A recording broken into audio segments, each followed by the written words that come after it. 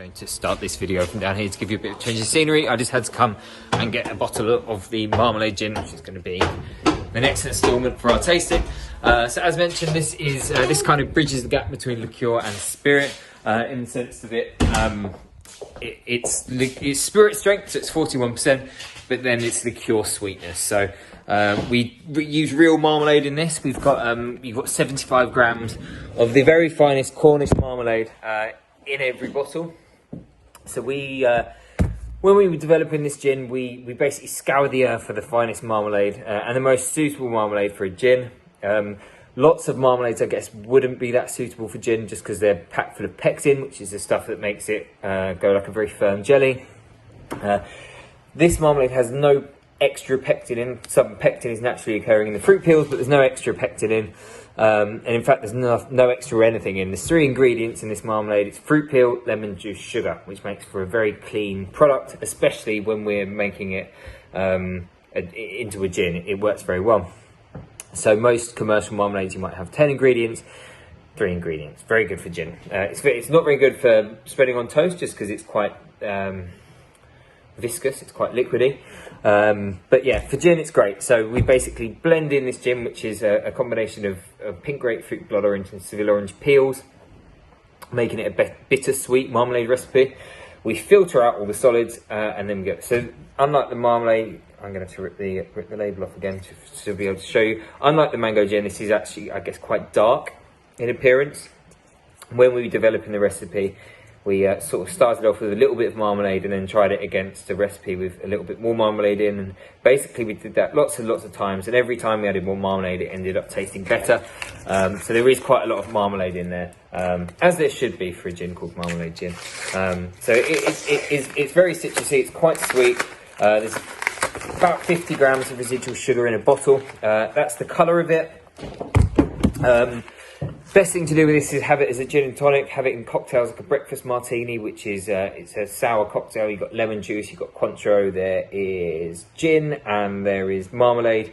Our marmalade gin can be both the gin and the marmalade in that recipe, so you don't need both. To tell you a little bit of a backstory about indeed that marmalade gin and the company in general. So we didn't start off being called Copper in the Clouds. We started off as a company called One Time Gin. Now, One Time Gin was a subscription club. The idea being that we teamed up with a different distillery every month to make a limited edition recipe. So the one-time aspect is because this distillery is making a one-off creation for the members of our subscription club. It never been made again. We'd co-brand it, so it'd be One Time Gin, you know, with whatever the distillery was called, and the marmalade gin actually was the first one that it was quite difficult to get a distillery every month to make a gin. So we had one coming for the next month. We couldn't get one. We run out of time, and we were like, crap, we have to make a gin. I'd already worked in a distillery before that. Just before starting the company, I was working in quite a well-known distillery in London. So it wasn't such a daunting task. It wasn't like we were sort of just cobbling it together in our kitchen. We went to a friend of mine's distillery in London to do all the blending and the bottling and everything. He kind of just rented us the distillery for a day. But this was very much the first gin that kind of we put out into the world as one of our products. Massively predating the distillery, so we were using their still to create a citrusy gin, and then we were blending into the marmalade. But anyway, so yeah, so this was one of the one-time gin releases when we couldn't find a partner distillery, which happened more than once. And one-time gin was a very fun project, but it was a grueling schedule. And then we eventually decided that it just made a lot more sense not to do a subscription club, not to team up with other people, just you know, make the gins we wanted to make, and not have to kind of make a gin, sell it for a month and then kill it. You know, the ones that we liked, we wanted to be able to keep making, you know, so people could keep enjoying them rather than just say, you know, at the end of the month, that's it, this isn't going to be made anymore, it's one time. So anyway, so that's a little bit of, I guess, the background of how the company started and what we were doing before we had the distillery. Have a try of the marmalade gin. Again, try this one on its own. Try and find I'm running out of glasses over here. I'm sure you're doing the same at home. I'm just going to try this one on its own again. This definitely is very palatable on its own. I'd highly recommend trying it on its own. very citrusy, quite sweet. Again, I think in your pack you're getting some plain fever tree tonic. Have this as a gin and tonic. It's really grapefruit tonic as well. Goes very well with this.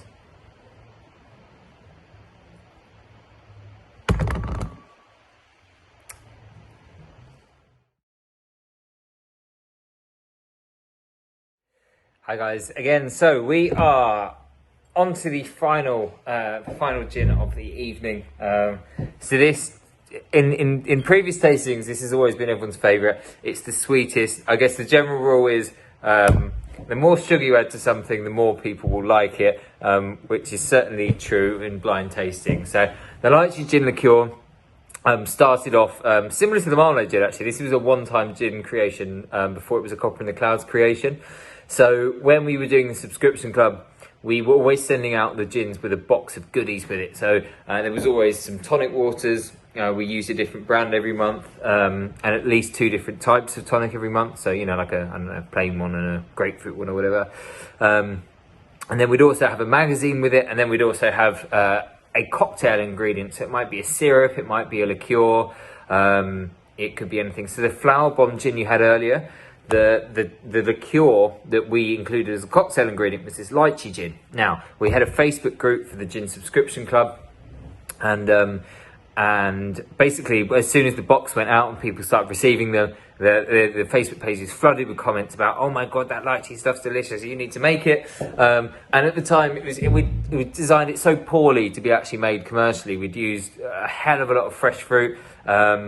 Filtering it was a nightmare, but we've basically stuck with the same recipe ever since, so we haven't deviated away from that, even though it's a pain in the backside to make, but people love it, so we're going to keep on making it as we always have done. So for this one, don't have it as a gin and tonic, have it in a nice glass with some ice, pour yourself a decent measure, you've all got 50 mils there. Have it look sufficient. Treat this one like a liqueur, like a Bailey's, like, you know, it's 20%, it's less than half the strength of every other gin you've had this evening. Smell it, it's so fragrant, it smells just like fresh lychees. Lychees are in season twice a year, southern hemisphere, northern hemisphere. Northern hemisphere are kind of, I guess, start of summer, so I don't know, June-ish really. And the southern hemisphere, so South Africa, Madagascar lychees come into season. Kind of it depends really. It's actually, it can be generally the southern hemisphere season is very narrow, so it's either 2 weeks, beginning of end of January or beginning of February. It's kind of around that period, but it's 2 weeks. For 2 weeks, the fruit market in London, so the old Spitalfields market, is flooded with lychees, and then 2 weeks later there's none. You can't get them. So in the southern hemisphere, the winter fruit, in the UK, the winter fruit, obviously in the southern hemisphere, that's the summer. But we get pallet quantities of lychees. We peel the fruit, we stone the fruit. Lychees obviously have a kind of spiky pink exterior and then a big black stone in the middle, and then the white flesh of the fruit is the thing we want. We blend that into a very pulp heavy liquid. We then filter it through a series of filters to get a less pulp heavy liquid and more of a clear liquid, but it's never really clear. And then once we make it into a gin, so we add the gin, we add some sugar, we use British beet derived sugar, then we filter it properly and make sure there's no particles in it which would make it cloudy, because I don't know, if you make a liqueur that's cloudy, that'll eventually settle and it looks horrible because you've got a dense bottom and a clear top. It just doesn't look very nice. So again, pour yourself a nice measure of this. The cocktail we originally made for the flower bomb gin when that came out was a Sakura sour. So we certainly on our website, copperintheclouds.co.uk, have a recipe for that, and it's flower bomb gin, lychee gin, lemon juice and some apple juice. It's delicious. Give it a go if you're feeling creative. I think certainly before we go any further tonight, we need to say a massive thanks to Cambridge Wine in Royston, who've obviously organised all of this. Kirby's done a fantastic job. I know they've been working incredibly hard to sort of get everybody their wines and beers and spirits during this kind of lockdown period.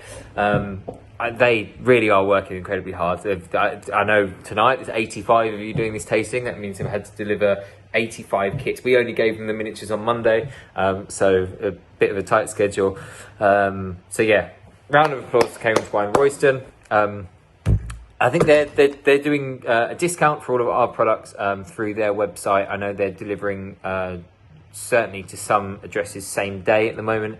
The promotion they've got is £5 off any one of the Copper in the Clouds spirits and liqueurs. There's a special page on their website. There will be more details on this video. There'll be sort of, a written link of where to go if you would like to purchase anything from today's tasting. Back to the gin. The lychee is obviously the sweetest of the lot. You can drink this as it is. It's again my favourite way. It's just like this, over ice. It's so gorgeous, just sweet, fruity.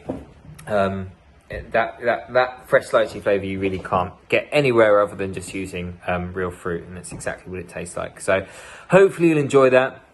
I think we're going to do some kind of like Q&A tonight if we're going to be around to answer any questions any of you may have after the tasting. So yeah, if there are any questions, just guys, sorry about the glitch again. We got interrupted by another phone call. Where we were, I guess, kind of coming to a close on the evening. Hopefully by now you've poured yourself a glass of the lychee gin over plenty of ice and are enjoying that right now. Wanted to say once again thank you so much to Kirby and the whole Cambridge Wine Royston crew. Putting tonight together and delivering it under the conditions we're all under at the moment was no small or mean feat, and it really should be applauded. If you want to keep in contact with us, as I hope you all would, we're Copper in the Clouds on virtually every social media platform. So websites, copperintheclouds.co.uk, Copper in the Clouds with an underscore, because some bastard nicked our Copper in the Clouds handle on Instagram. Twitter with CITC Spirits, and that's about all the social mediaing we do. We hold generally a couple of open days a year at the distillery. If ever you ever want to come down and have a look at the place, you're more than welcome. This year, those are of course up in the air. Who knows whether they'll go ahead or not. But one is penciled in for July. I imagine it probably won't happen, but again, if any of you are interested in doing something like that, we'll be shouting about it on social media when they are happening, and we'd love to see you all there. Thank you very much for listening to me for this last half an hour. I hope you've enjoyed the tasting set, and hopefully next time we meet will be under sort of more normal circumstances where we're not reduced to doing a virtual tasting. Good night. Thank you very much.